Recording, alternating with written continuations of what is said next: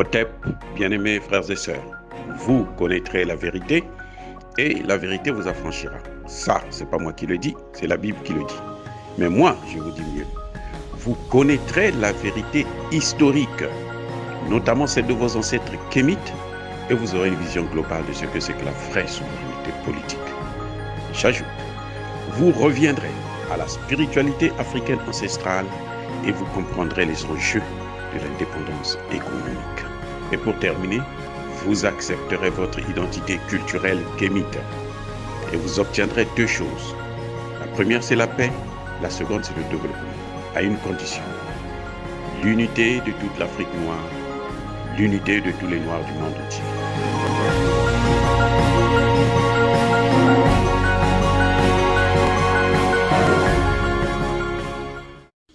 Otep à tous, bienvenue sur la chaîne des panafricanistes par essence, par conviction et par excellence. Celle des citoyens kémites par nécessité et obligation de combat. Nous sommes une chaîne qui n'est guidée que par nos ancêtres et rien que par les ancêtres qui appartiennent à l'égrégore du monde noir. Par conséquent, nous ne croyons en aucun Dieu venu de l'étranger. Toutefois, cette vidéo n'est aucunement destinée à inciter ni à la haine ni à la violence, car nous menons un combat qui est d'abord et avant tout spirituel, ensuite il est politique, géopolitique et géostratégique, contre l'impérialisme, le colonialisme, le néocolonialisme et l'endocoloniat. Sur la base du principe fondamental que nous avons hérité de nos ancêtres kémites, qui est celui de la Mahat, c'est-à-dire vérité et justice. Vous êtes donc en droit de connaître la vérité et nous avons l'obligation de vous dire la vérité, rien que la vérité, afin que justice soit rendue à l'Afrique. Et ça, c'est notre modeste contribution dans cette noble lutte en faveur de la souveraineté, la dignité et l'unité africaine. C'est ça ce qu'on appelle le panafricanisme. Or, bien-aimés frères et sœurs, nous allons vous parler de l'attaque de Bourzanga. 45 djihadistes ont été neutralisés sur le champ et un matériel très important d'armes, de logistique qui ont été repris à ces gens-là et notamment une voiture blindée. On se pose la question, comment se fait-il que un groupe de terroristes puisse être armé comme si c'était une armée nationale? Ça, c'est l'œuvre, encore une fois de plus, du Satan de l'Afrique, c'est-à-dire la France. Et ses alliés, bien entendu. Donc l'Allemagne, la Belgique, tous les pays européens là, de l'Union européenne et les États-Unis. Voilà le problème. Parce que là, on compte 45, mais il y en a encore plus. Hein. Le colonel, le lieutenant-colonel Didier Bamouni l'a dit. Hein. On sait qu'aujourd'hui, notre lutte, ce n'est pas contre des terroristes en tant que tels. Notre lutte, notre combat, notre guerre, c'est contre la France.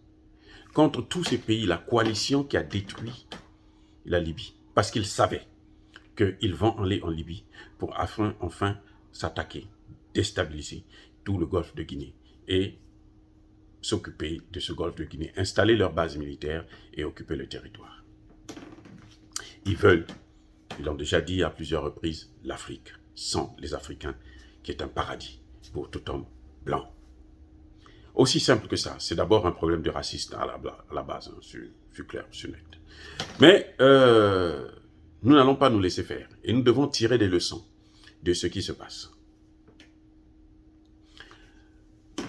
La France veut faire pression parce que jusqu'aujourd'hui, le pays qui a ouvert les bras hein, comme un fou, c'est le Niger de Bazoum. Ce n'est pas les Nigériens, parce que les Nigériens, on le sait, ils marchent, ils ne sont pas contents. Ils ne veulent pas. De toutes les façons, la France, on a tué déjà 3, comme ça, 3 élèves qui manifestaient, qui n'étaient pas contents, ils ont tiré, ils les ont tués, tranquillement. Ils en ont blessé plusieurs.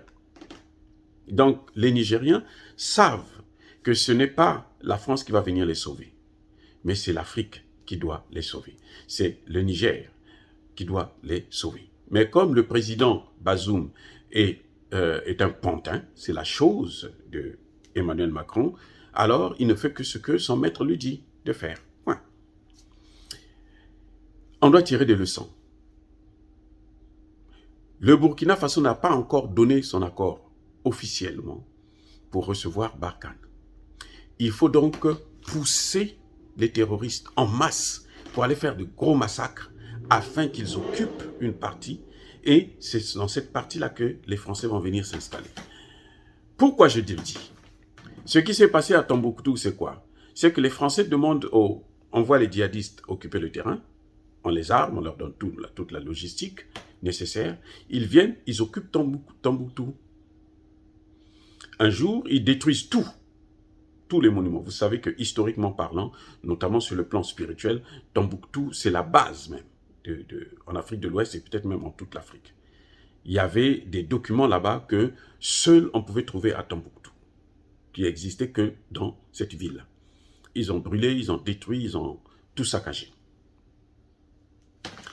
Et après, comme ils ont, parce que l'objectif de la France a toujours été, des Occidentaux d'ailleurs, ça a toujours été de nous éloigner de plus en plus de notre spiritualité. Tout ce qui est notre spiritualité, il faut casser ça, il faut dénigrer ça, et il faut remplacer ça avec leur spiritualité, le christianisme ou l'islam. Alors, donc ils détruisent Tombouctou, et les Français reviennent, ils leur demandent, bon, nous sommes arrivés, donc vous pouvez partir. Ils les chassent avec 2 coups de fusil en l'air, et ils s'en vont, et la France occupe le territoire. Ça a toujours été comme ça. Et petit à petit, elle s'installe comme un champignon qui gangrène tout le pays. Elle a occupé 80% du territoire. Alors que, quand elle est arrivée, c'était peut-être 5-10% du territoire qui était dans les mains des terroristes. Et c'est ce qu'ils veulent faire au Burkina Faso. On envoie une masse occuper des terrains clés, des parties clés du territoire, pour que les Burkinabés puissent être soumis, condamnés à accepter la présence militaire française.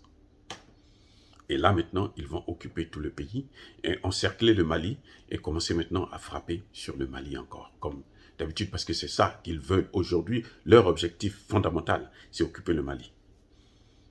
Pour le pétrole, pour le gaz, pour l'uranium et pour l'or, et les autres matières premières. Malheureusement pour eux, quand ils arrivent, ces braves hommes de l'armée burkinabé étaient présents. Les hommes du lieutenant-colonel Bamouni étaient là. Ils ont eu des pertes aussi, mais en tout cas, ils ont éloigné, neutralisé les attaquants. Ils étaient plus de 100. 45 sont morts sur le champ. Il y a eu des interventions aussi aériennes. Ils en ont tué. Là, ils n'ont pas compté le nombre. Donc, ce n'est pas évident qu'ils puissent avoir des survivants de leur côté. Même s'il y a des survivants, en tout cas, ils ont reçu une leçon inoubliable. Et ça montre quoi? L'armée burkinabé a répondu à cette attaque de façon très radicale, très dure, et avec beaucoup de brio d'ailleurs, sans avoir l'aide de Barkhane, sans avoir l'aide de Takuba, et même sans avoir l'aide de la Russie, de Wagner, comme ils le disent. Ce sont eux qui ont vu Wagner. Nous, on ne les a pas vus. Nous savons qu'au Mali, le gouvernement traite avec le gouvernement russe. Mais bref, eux, ils disent que c'est Wagner. Donc, le Burkina Faso n'a pas eu besoin du Wagner. Ça veut dire quoi? Ça veut dire que l'Afrique, nous sommes capables de mener cette guerre et de la gagner. Le message que le colonel Bamouni et ses hommes nous donnent ici, c'est celui-là. Il ne le dit pas, mais ça c'est le message que nous devons prendre en tant que spécialistes des questions politiques. Je me dis, mais voilà la preuve que nous sommes capables de neutraliser ces terroristes sans avoir besoin de Barkhane. D'où le Burkina Faso n'a pas besoin de signer des accords avec Barkhane. Il n'a pas besoin de signer des accords avec l'armée française. Pourquoi je dis ça? Parce que si elle signe des accords avec l'armée française, elle va affaiblir son propre armée. C'est comme le Mali l'avait fait. Le Mali, depuis 2013, n'a fait que affaiblir son armée. Parce que lorsqu'il commandait des armes à la France prenait l'argent, dépensait cet argent et ne leur envoyait rien, sinon un matériel déjà usé, un matériel qui n'est pas fonctionnel. Donc, signer des accords, vous allez voir, vous le voyez déjà avec Bazoum du Niger, plus l'armée, ce sont les étrangers qui sont là, qui occupent, qui assurent la sécurité du pays, du coup vous affaiblissez nos propres militaires. Or, nous devons renforcer notre armée. Le secrétaire général de l'ONU vient au Niger pour dire qu'il faut renforcer, la communauté internationale doit renforcer l'armée du Niger. Depuis quand vous avez déjà vu une telle imbécilité? Ça dit que ce gars, il commence à devenir fou. S'il ne l'est pas déjà, il est fou complètement. La communauté internationale, son rôle, ce n'est pas de créer des armées dans des pays, non. Il y a un État qui est souverain. C'est à cet État-là de choisir ses partenaires, comme l'a fait le Mali avec la Russie. Et c'est ce que je souhaite pour le Burkina Faso, de traiter avec la Russie, acheter des armes et puis combattre le terrorisme. Mais ne pas demander à ce que l'armée étrangère, l'armée française, quitte la France pour venir dans le pays pour combattre à notre place. Non, on n'a pas besoin de ça. On n'a pas besoin de ça. C'est là où je dis, c'est une folie du secrétaire général de l'ONU. C'est une folie, mais alors qu'on ne peut pas mesurer. C'est grave. Il devrait plutôt être interné déjà, avant qu'il ne puisse causer d'autres dégâts. Dire que la communauté internationale doit refaire l'armée du Niger, c'est quoi ça? Ça vient d'où? Depuis quand? Ce que veulent les militaires du Niger, c'est quoi? C'est l'armement, l'équipement, la logistique. Ce n'est pas des troupes au sol. Comme Barkhane est en train de vouloir le faire, ils viennent s'installer, ils occupent le terrain, ils viennent s'installer. Et vous savez où est-ce qu'ils s'installent? Ils s'installent à la frontière entre le Niger et le Mali. Donc pour provoquer le Mali, pour créer des incidents entre les deux pays. Et nous n'avons plus besoin de ça. Nous n'avons pas besoin de ça. Ça, c'est le message que Bazoum devrait comprendre. Nos armées, le Burkina Faso vient de le montrer. Le Mali est en train de le montrer aussi.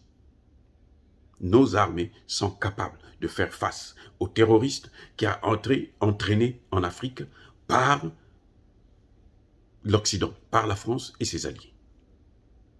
Et ne pensez pas mener la guerre contre le terroriste avec des terroristes. Ce n'est pas possible. Vous ne pouvez pas réussir. On ne peut pas penser à ça. Mener la guerre contre le terrorisme avec des terroristes. Parce que les Français sont des terroristes. Vous savez comment on appelle Sarkozy maintenant? Dans le milieu même des Occidentaux eux-mêmes, on l'appelle le boucher de la Libye. Nicolas Sarkozy, le boucher de la Libye. Ce n'est pas moi qui ai donné ce nom. Ce sont eux les Occidentaux. Ils appellent le boucher de la Libye. Et Emmanuel Macron, c'est le boucher de l'Afrique, du Sahel.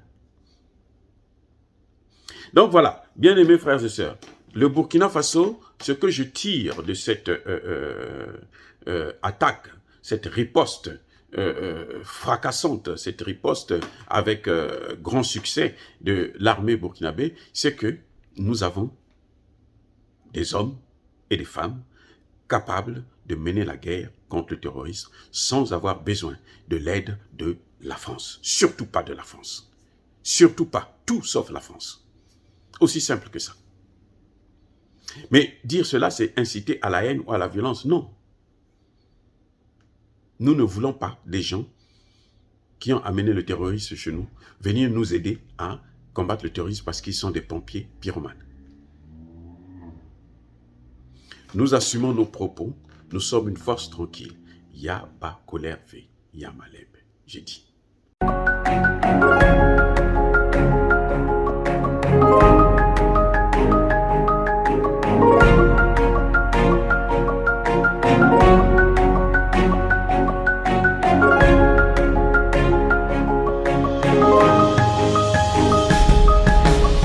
Eux, ils marchent par la foi et non par la vue.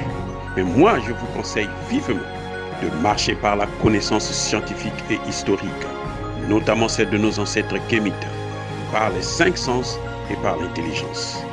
Otep, vive l'Afrique éternelle et que Dieu vous bénisse.